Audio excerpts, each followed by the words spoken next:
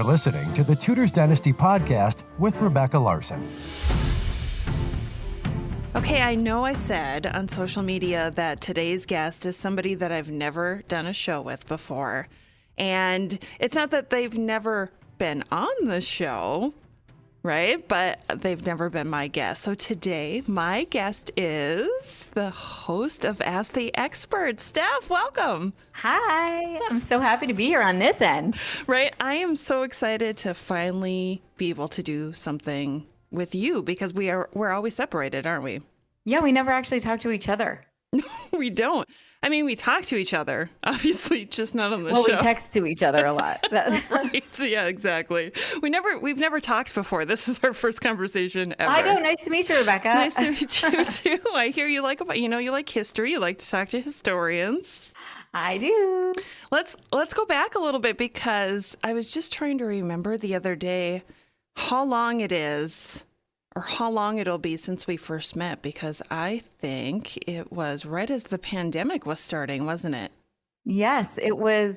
I want to say if we started that whole thing in around March, it was probably June that we started this together. Yeah. But I didn't start recording right away. I was writing for you a little bit in the beginning. Yeah, because you were writing for A Brief History segment.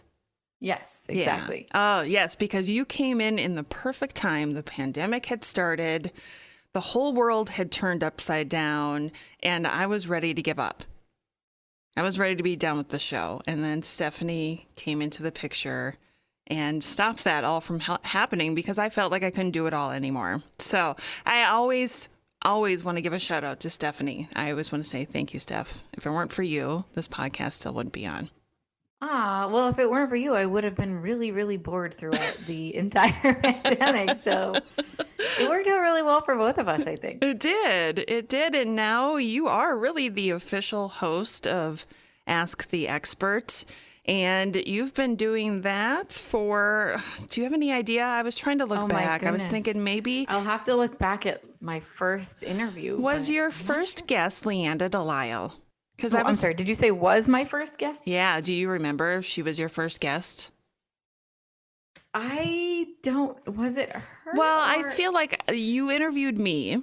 Maybe I was your very first guest. I did. And then you did Leanda, I believe, which would have been November of, when did I look that up? November of 2020? Was it that soon?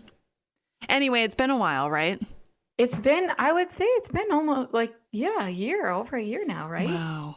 Time just goes so, I mean, it still feels like 2020, but time still goes fast. I still can't, I'm definitely not into writing 2022 yet, and we've lost 2021, so right. Yes. Yeah, we lost 2 years. That's too bad. So you've got to interview some pretty amazing historians and authors since doing Ask the Expert, haven't you? I have, and I'm starstruck every single time. It gets easier though, doesn't it? It gets easier, but I still have to make myself aware of, who I'm talking to, but it's okay. It's just another human, because in my head, I'm like, they don't want to be talking to me right now. What? They want to hurry up and hang up. They hate it. They've got better things to do. And then I listen to it and I'm just so happy. And I feel so honored that they don't actually think that. They usually have a pretty good time. Yes, they're having as much fun as you are. So I think that's fun. That's the fun of doing a podcast, is all the amazing people you get to meet. And I'm curious because I'm going to put all their piles of books and stuff in my room, and now they're actual people to me. Right. Well, could you pick a favorite guest? If I put you on the spot, because people have done this to me before, who so far has been your favorite person to interview? Oh my gosh. I have several. Am I allowed to say them? Because then all the others won't come back. They'll come back. It's okay to say who your favorite is. Okay. Well, if I'm allowed to say it, then I think Matthew Lewis knows that I was building up to him, and then I was absolutely the most starstruck when I talked to him, and that was great. But just because I think everything he says is so smart all the time. So he was a favorite. Gareth Russell was also a super favorite. I love everything he does too. And everybody's so kind and friendly.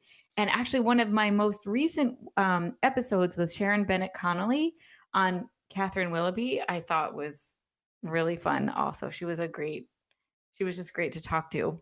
Have any of your guests ever like surprised you with some of the knowledge that they came through with? You know, it's funny that you ask that because I would say almost every time I'm talking to somebody and I ask a question and nobody ever trips up. Nobody ever has to stop and think about something or look something up. They always just have, and this is literally everybody, they always just have the answer right just at the tip of their fingertips. They know what the answer is, and they're all so well spoken. They really are. I mean, I know we call it Ask the Expert, but it really is. They really are experts on all of these topics. And when I ask a question, they're always ready and just so eloquent with their answers every time. Nobody has to or like or think about it. They just know. I love that too. That's the quality of our guests. Yes, yeah. They're great. They know what they're talking about. So you said Matthew Lewis, Sharon Bennett Connolly. Is it just those two? Oh, no, I said Gareth Russell also. Oh, yeah. Sure. I'm sorry, Gareth. Yeah. And Gareth too. But you didn't mention me. Wait, and one more. Hold on. You didn't mention me, and now I'm a little bit. Out. Steph, I was your first guest. You didn't even mention that I was your favorite. My heart's a little broken right now. Oh, my God. You're just in another league. A league of their own. I have to also shout out Elizabeth Fremantle as well, because our talk about Frances Howard was really fun as well.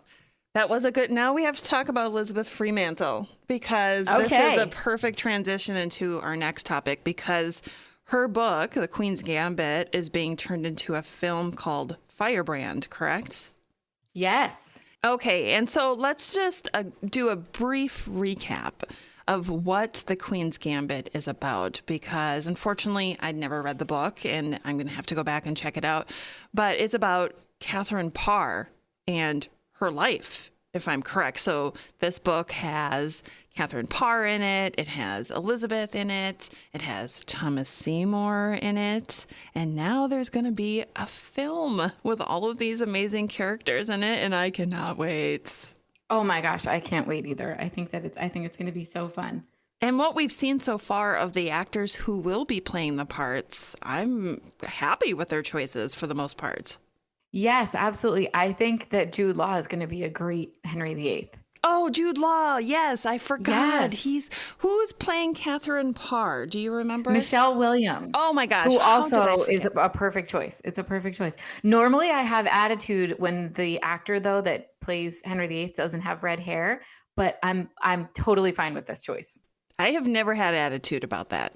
I usually do. Although we know that I love the show The Tudors, and Jonathan Rhys-Meyers is totally fine with me as well. Right. That's what I'm saying. He really encapsulated Henry VIII, in my opinion, even though he didn't look like him. Everything else about him screamed. I agree. But I always hear people not liking him. I hear that too. So it makes me wonder what they're going to think of Jude Law.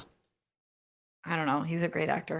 I think he's hunky. So I'm looking forward to... Well, everybody needs a hunk to look at. So that's right. Agreed. And it'll be so nice to have somebody of the caliber of Michelle Williams doing Catherine Parr. She, oddly enough, is almost who I picture when I'm talking about Catherine Parr. That's amazing. Anyway, so yes. Yeah, and the guy who's playing Thomas Seymour, I don't know his name, but I feel like I recognize him from Downton Abbey. I have to look. I don't know who that was. Yeah, I just remember when they showed little bits of the trailer or whatever, the sneak preview stuff. He has dark hair. He had dark hair and a dark beard. And I thought, well, Thomas Seymour didn't have dark hair, but we'll just go with it.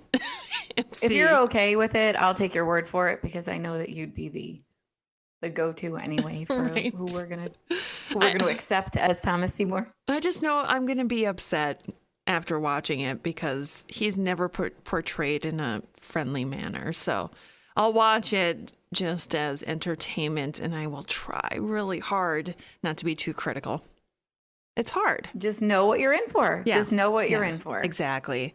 Now, knowing what you're in for, let's talk a little bit about the Tudors, because that is something that you and I have in common. We both love that program. I think many fans of the show also have watched the Tudors. It was a great introduction into the history of the time in a more accessible manner. I think there were so many people who had heard the name Henry VIII, had heard that he had killed some of his wives and that he was married a bunch of time. They had heard the song about him, but really did not know his story. And Showtime was able to bring that period of history to life for many of those who didn't really understand it, maybe. I totally agree with that. I think that there's probably two schools of thought when it comes to fiction and drama and stuff like that, as far as people who like history. But I think that when you know that it's not going to be completely accurate, sometimes fictional things like that are what spark an interest in reading more about the actual events. I agree. So I think it's a great intro. I think it was awesome. It made it exciting to people that might otherwise not find history exciting. Right. They made it exciting and sexy. Well, goes without saying for sure. That show is. If you are a young person under the age of 18, watch with caution, because there might be some scenes your parents do not approve of. For sure.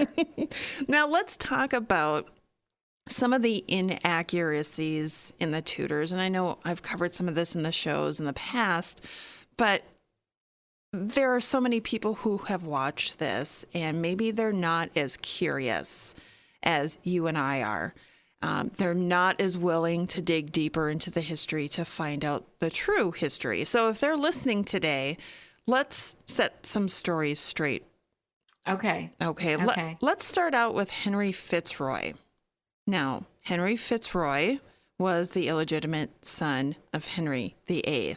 In the Tudors, how old was he when he died, would you guess?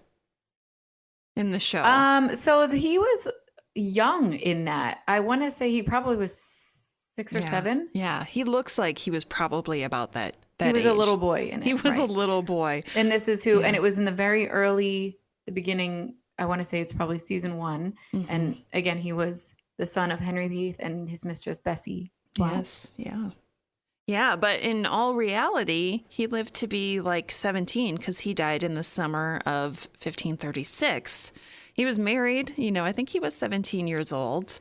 And so that was one of the things that the Tudors did wrong. I don't know why. I'm sure they had reasons, but we're not going to dwell on that. Let's just talk about it didn't fit the story for them, so it didn't. No. What it is, right? Right. One of the other ones that I was just thinking about the other day that I don't often hear people talk about is the affair between Charles Brandon and the daughter of the Duke of Buckingham. Do you remember that one? The affair between... Was that in the early episodes as well? It was, yeah. And that was right in the beginning, because then he had the Duke beheaded. Yeah, right. In the show. So there was like a lot of flirtation during a tennis match or something between the daughter and Charles Brandon, and they eventually ended up having an affair.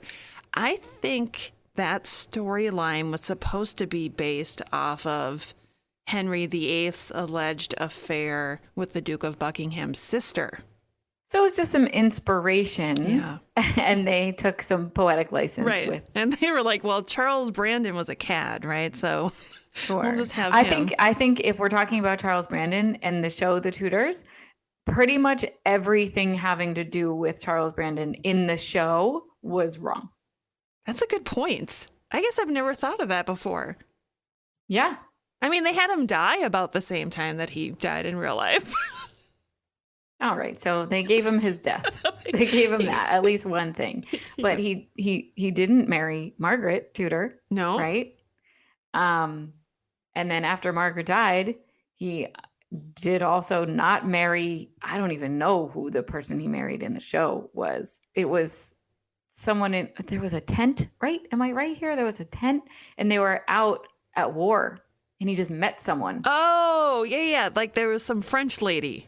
Yeah. Did he just marry some her? Random whatever. And I'm like, oh, right. What? This is an important next marriage. How do you do this? I forgot about that. That was right at the end of his life. Yeah. How did I forget about the French And I think woman? if you go back to all the Catherine Willoughby things, how I get all excited, if you listen to me during those episodes, you'll hear that she's a favorite of mine. And they just kind of kicked her out of the show. She's not necessary. We'll just give her this random person in the tent or whatever in the show. I loved the Tudors. Am I missing out any other big ones that came up top of mind for you? The sister was the biggest thing to me. I was so angry that they just randomly they got rid of a sister and then they gave that sister the other one's name. Right. I mean, essentially what they did is Margaret Tudor didn't exist in the show, but then the sister that did exist, Mary, they called her Margaret. Right. So yeah, that was one of the biggest things. I'm like, what? Which is too bad because they eliminated Margaret, the Queen of Scotland, they also eliminated her daughter, Margaret Douglas, who had some amazing scandalous stories at court about falling in love with men and wanting to get married when she wasn't which supposed might to. actually be why they got rid of her, because they didn't want anybody else to ruin the focus of Henry VIII's story. That could be. Maybe that's why. And then there'd be another Margaret, and allegedly they did this to make it easier for us dumb American viewers because we would get confused if there was more than one. More than one Mary. Right, yeah. Oh, right. Gosh. You know, I mean, admittedly, we are dumb Americans. I guess, we're not dumb Americans. Stop it. So we love the Tudors. We've watched all of them, haven't we? The White Queen, that book and the series is one of my all-time favorite. I mean, I love it. I loved the books, and when those series, when those shows came out, I was over the moon. And I think they did a great job with the first few. You can't go wrong with a Rebecca Ferguson and Max Irons as Edward IV and Elizabeth Woodville. I know. He was, yes. They were perfect. But then after that, then it was the White Princess, right? I did love the White Princess as well, though. See, no, that one I didn't. I could not finish the White Princess, especially the book. I couldn't finish it. It was too far out there for me. So the TV series was hard for me to watch too. It just seems so dark. Yeah, I get, but I was really invested in the story. I think the Wars of the Roses, just the whole drama in real life is kind of one of my happy places too. So, I mean, I think all those books were great. The White Queen, the White Princess, Red Queen, Kingmaker's Daughter, all those ones that, again, some historians don't love to hear that that's where people start because they're not necessarily accurate, but they are entertaining, and they feed the love of history, and they feed questions. Yeah. At least. So, yeah. I think they're perfect. I would never judge anybody on it. However, I do find myself sometimes in situations where it gets frustrating when you can tell that somebody just watched The Spanish Princess or... Oh, that's different. Well, especially because that was what I was going to say next, actually, is that once we got to the show, The Spanish Princess, I checked out. Right. I couldn't do it. Yeah. I remember you texting me while you were watching that, just telling me how bad it was, and I hadn't seen it yet. And by the time it came where I started watching it, I thought, oh my gosh, Steph was right. This is absolutely terrible. But I still watched because I love the time period, and I love to look at their costumes, and I love to hear their accents and see the sets. And I didn't even keep watching. I was like just sitting there every night, like throwing tomatoes and lettuce at the television, booing. I couldn't do it. Oh my God. So I was just thinking about a show that I think I turned you on to that you hadn't really known about before we met.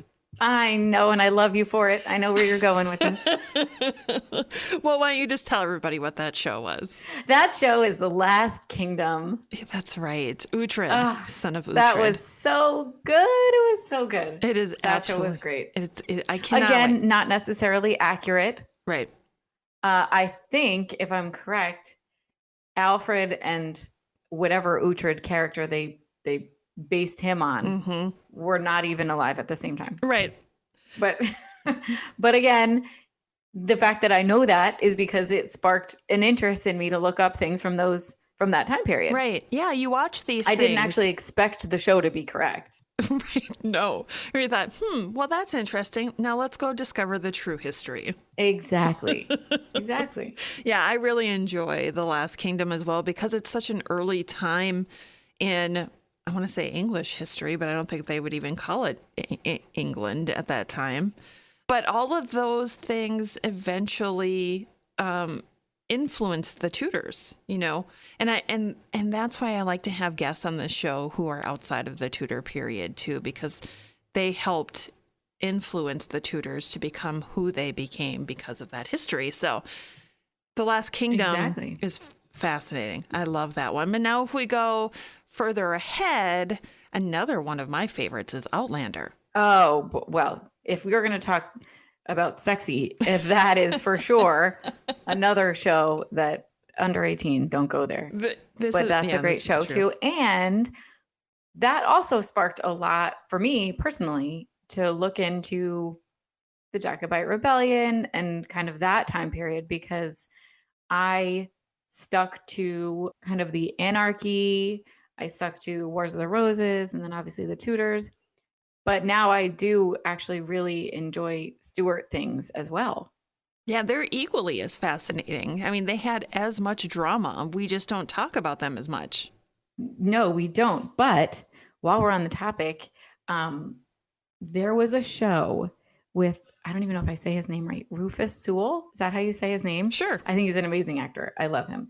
And there was a show called Charles II, The Power and the Passion. And I loved that. And then I obviously watched that and want to know everything there is to know about them too now. They're I haven't even heard of this program, so you're going to have to give me more information about that after the show.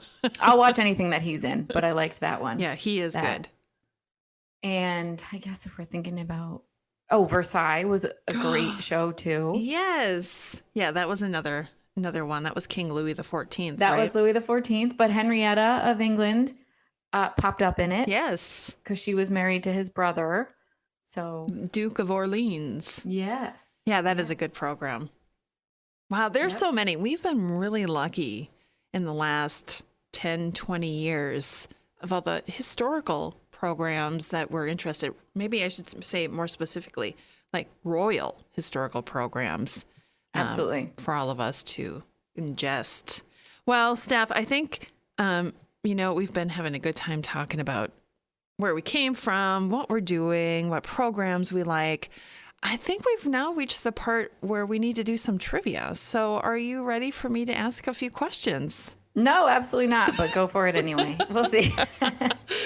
Okay. I think everybody's about to see why I'm on this side of the interview and not answering questions. I'm just the one that asks. So I just there asked. I go, right into embarrassing myself. Okay. First question. Who killed the princes in the tower? Was it? I mean, this is a multiple choice for you. Well, it wasn't Richard III. Stop it. Was it Richard III, Margaret Beaufort, the Duke of Buckingham, or nobody? They died naturally. Okay. So I'm just going to defend Richard III, and it's not going to be... I'm going to do this by the process of elimination. Okay. Because obviously I don't know the answer. But it's not Richard III, and it's not Margaret Beaufort. So I do think they were killed, though. You do? So I'll just go with C. The Duke of Buckingham. Yeah. Interesting. Yeah. If only we knew the real answer to that, but I thought this would be... And that's it. Now I'm fired. Thanks, everybody. Nice knowing you. I thought this would be a fun way to start my trivia. Yeah. Get you a little relaxed here, prepared for the next one. Okay. Question number 2. And this is also a multiple choice. Of the children of Henry VII and Elizabeth of York, which one was the oldest at the time of their death? Was it Arthur, Margaret, Henry, or Mary? Oh, my. Yeah, this one's going to make you think a little bit. Well, it was not Mary. It was not Arthur. Okay. So was it Henry or Margaret? Got a 50-50 chance. I'll be honest. I want to say Henry. That is correct. Oh God. Henry Phew. was, Thank you. Okay, good. Henry was about 55 and Margaret was about 51 when she died. Oh, Mary thank was goodness. 37 and Arthur was just a teenager. See, Perfect. that one I would have had a hard time knowing either. That too. Yes. Okay. Question number 3. Who was older, Princess Mary or her half-brother Henry Fitzroy? Right? Mary. That is correct. Mary was All right. born in 1516. Fitzroy was born in 1519. So she was, it's funny when I was coming up with that question too, I had a moment where I second guessed myself going, wait, was he born first?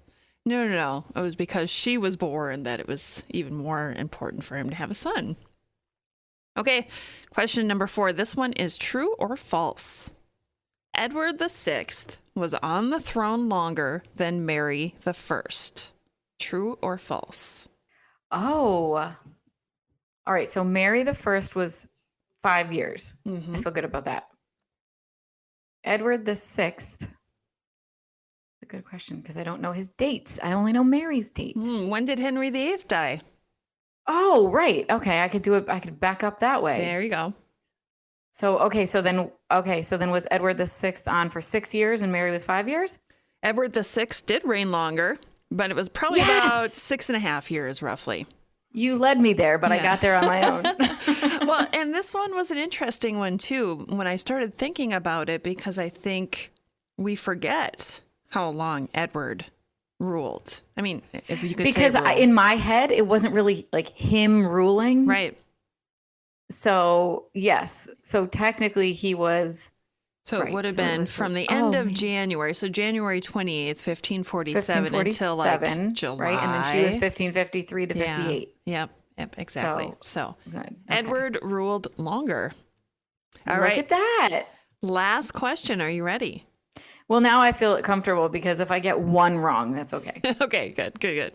Okay, so because we know that my first answer was right? right. We're going back to that one. Right. Obviously, you know who killed the princes in the tower, so you're good there. Okay. Come to me for all the unsolved mysteries, everybody. She knows them. Of the wives of Henry VIII, who had more than one marriage ceremony? What? I wanted to ask in a very specific way, because if I don't be specific, then somebody will be like, well, they was annulled or they were divorced. So I see. Okay. Of the wives of Henry So we VIII. know. All right. Let's go through them all then. Yes. How many were married more than once is really what I wanted to say. All right. Catherine of Aragon was married more than once. Correct. Anne Boleyn was not married more than once. Correct. Jane Seymour was not married more than once. Correct. Oh boy, I'm getting nervous. I'm sweating. Anne of Cleves was not married more than once. Correct. Catherine Howard was not married more than once. That's correct. And Catherine Parr was married a million times. That is correct. So there you got number 1 2. and number 6. That's correct. Oh, I made it. I made it out alive. You did it. See, I told you. Oh boy. Okay. Okay. I had to challenge you. Wait, why did you word it that way? I really was worried because when you ask any questions about the number of wives and marriages, sometimes some of the listeners, no offense if that's you listening right now, get a little finicky about how I ask the question because, like technically Catherine of Aragon's marriage, I think, was annulled to Henry VIII, so they were never married. So that's why I wanted to say had more than one marriage ceremony. The reason that I thought you were doing it that way is because I thought you were hinting at, there's things that go around that maybe Anne Boleyn was like possibly tied to somebody before Henry. So I thought you were hinting at that I was supposed to answer with that. Oh, no, I wasn't trying to be tricky. Okay. All right. Well, then I approve of the way that you worded it. Okay. Thank you for your approval. It is appreciated. So I've asked you some questions. This is the opportunity now that you have to try and stump me, which may not be as hard as you think. Oh, geez. All right. Well, this wasn't what I was going to start with, but now I am going to start with this question. Give it to me. Who killed the princes in the tower? My answer is Richard III because I know. Oh, God. really he had the most to gain from it. They could have died naturally, really. They honestly could have died naturally and they just covered it up because he would look guilty no matter what. But my answer... I'm not saying he was, super torn up and didn't want... I just don't think it was him that did it. Well, I definitely don't think it was Margaret Beaufort. I don't think she had anything to do with it. So really... I think I'm sticking. I'm sorry. I'm going to get hate mail now. I think I'm the one getting hate mail. Richard III killed the princes in the tower. Okay. All right. Okay. Number 2. I have to ask a Thomas Seymour question because this wouldn't even be a Rebecca conversation if I didn't go there. When was he born? That's like a trick question. It is. Well, yeah, because we don't know for certain. So it's usually like people say 1507 to 1508. Okay, fine. I accept that. I can tell you exactly when he died. But okay, tell me exactly when he died. The date of birth, the 20th of March, 1549. Why? Why? Yeah. Because he was executed. Well, I know he was executed. I mean, why was he executed? Well, we'll have to wait and see, I guess. Oh, man. I thought I was going to get you there. Yeah, no, you're not going to get me. Okay. All right. That's a secret. That's coming up. I know. Everybody will find out. But also, soon. That's a little teaser for the listeners to keep on listening and keep paying attention to you and what you have in store for them. Right. Make sure you follow me on social media or newsletters and the such, because there will be some information coming out soon. I'm still working on it, but I'm hoping within the next couple of months here, I'll be able to get it out to everybody. Okay. The next one. Why did Mary, Queen of Scots, think that she had a claim to the English throne? Because her mother, her father was the son of Margaret Tudor, Queen of Scotland, who was the elder sister of King Henry VIII. So technically speaking, through his act of succession, one would believe that he would name his eldest sister's children before his youngest sister's children. But he did not, but she just went with it anyway. Yes, right. Woo! Okay, next question. Which I have to make sure that I word this properly because it would really open up a can of worms if I don't. Okay. But which of Henry VIII's wives were all descendants of Howards? And I ask that because I wanted to say to you which are related to each other or which are possibly related to him, but I don't want you to say all of them. I want you to pick the ones I'm thinking. Which of his wives are related to the Howard clan? Yes. Okay. So obviously we know Anne Boleyn's mom was a Howard. So we have Anne Boleyn. And then we have Jane Seymour's mother was related to Howards. And Catherine Howard. Just those three, I believe. Yeah. Yay. I don't think Anne of Cleves would have been part of that. No, right? I don't think Catherine Parr was related to the Howards, and I hope I'm not mistaken on that one. Somebody will come and tell me if I was wrong on that. But I think a lot of people are surprised that Jane Seymour is related as well through her mother, because her mother was a cousin to Anne Boleyn's mother and Catherine Howard's father. Yeah, it's so interesting that everybody at the time was just related to each other and everybody just had to be married to their cousin. Right. Yeah. And Sir Francis Bryan was also related to the Howards, I believe, through his mother, too. So it's all very incestual, isn't it? Very. Okay. Now, here's my last question. This is an easy one. Okay. This is a layup for sure. Speaking of incestuous, Oh. which of Henry VIII's wives has, I almost said a family member. See, it's so hard to narrow this down because the answer is all of them again. Had siblings that knew Henry in a familial way as well. Well, So do we go off of the history we know or historical fiction TV series? Ooh, tell me both. Okay, so let's see. We know that Henry was familiar. Why can I say that word right now? Anyway, we know that Henry was with Mary Boleyn, right? Right. Or I guess we shouldn't say we know. We assume that he was with her. So there's that. But of all of his other wives, he wasn't with any of Jane's sisters or her mom. He wasn't with anybody. I mean, wasn't it on the Spanish Princess that Henry was with? Who was it? Catherine of Aragon's sister. Maybe you missed that. Yeah.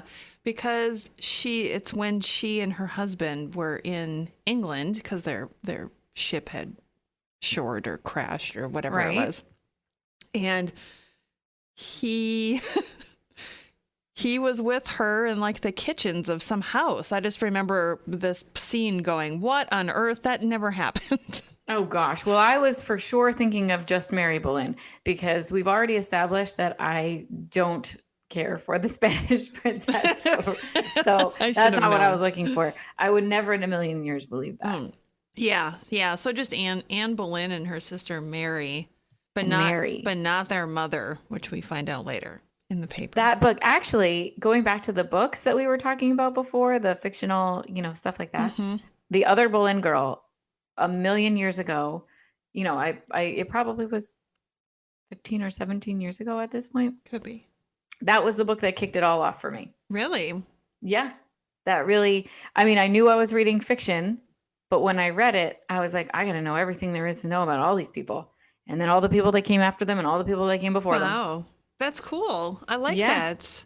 That was it for me. Wow. What kicked it off for you? How did you start it? Getting into all this.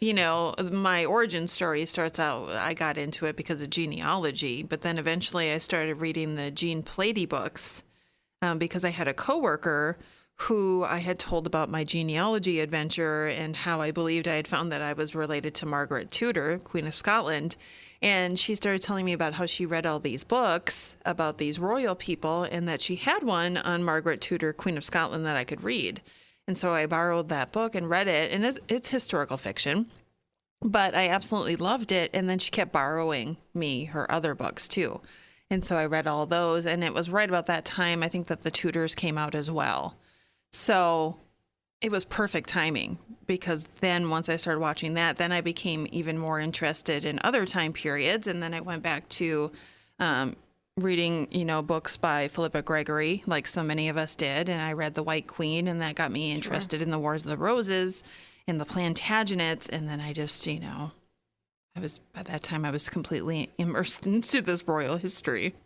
Yes, absolutely. And I have to mention, of course, The Pillars of the Earth. Have you read The Pillars of the Earth? I haven't read it, but I watched it. So, my guy Rufus was in that too then. Oh. But The Pillars of the Earth, that book got me interested in the anarchy also. Right. And is that Ken Follett? Yes. Yes. Yep. Anywho, let's talk about the next episode because you have a really fun guest that's going to be on.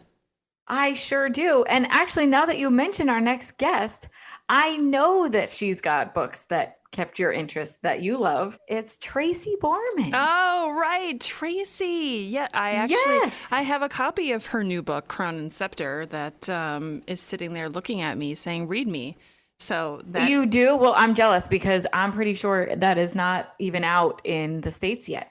I know, Tracy. You got MVP. Yeah. Treatment. Right. Sorry, VIP treatment. No. You got VIP treatment. I am also the most valuable player. That's true. But go back and say No, that's you. No, you're the MVP. No, that should be fun. So what's your topic then with Tracy this time? Actually, our topic is Elizabeth I. And this one, again, here, I'm going to get more hate mail. Are you ready for this? She's not my favorite. So when and I'm talking about Elizabeth, not Tracy. Tracy is great.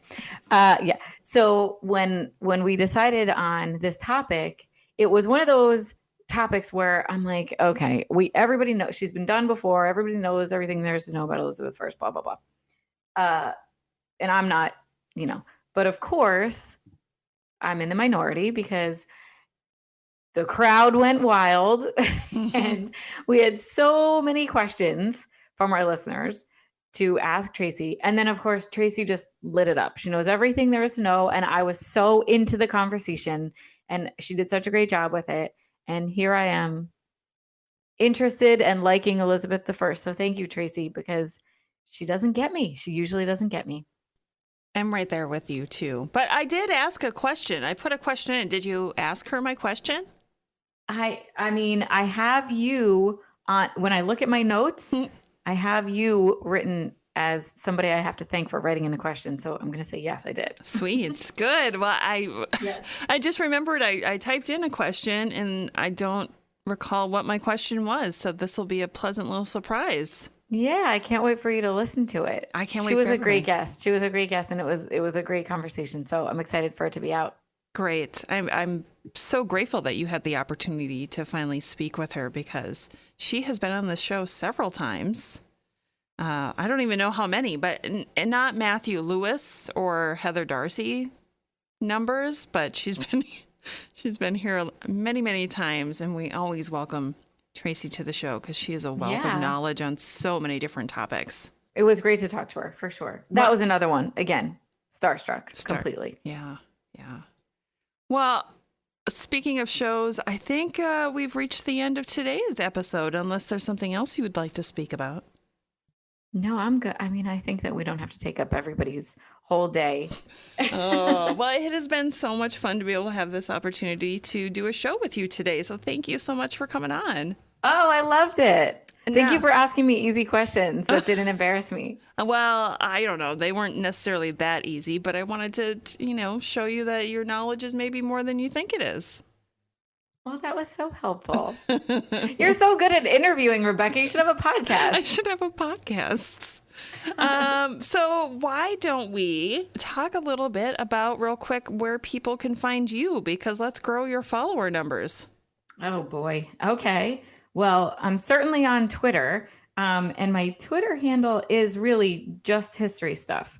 So when you go there, you'll see all things having to do with history and the podcast and, things like that. So I'm just at Steph Storer, and I realize that that's a very difficult last name to say or spell or whatever. So it's at STEPHSTOHRER. So that's me. That's Steph. Steph Storer. And then I'm on Instagram and Facebook too, but they're mostly like my personal stuff, which is totally fine. If you care about looking at my kids and stuff. And your dog. Please do.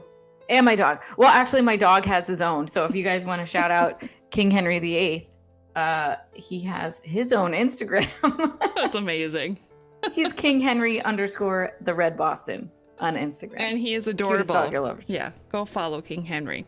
King Henry. And then I'm just at Steph Storer on Instagram. So yeah. Wonderful. Well, Steph, thank you so much for coming on today. Oh, thank you for having me. That concludes this episode of the podcast. A special thank you to our newest patrons, Deidre, Sarah C., and Anita B. If you love the show and would feel so obliged to become a patron, I would be ever so grateful to you. For details, go to Patreon, that's patreon.com/Tudors Dynasty, and then click Become a Patron for options. Also, I've been adding all kinds of new designs to my Tudor merchandise shop, so be sure to go check that out at tudorsdynasty.com/shop. That's tudorsdynasty.com/shop. And then up next on Ask the Expert, just as Steph was telling us, Tracy Barman joins us to answer your questions on Elizabeth I. Thanks for listening to this episode of the Tudors Dynasty Podcast. You can follow and support the Tudors Dynasty Podcast on Facebook, Twitter, Instagram, and Patreon at Tudors Dynasty.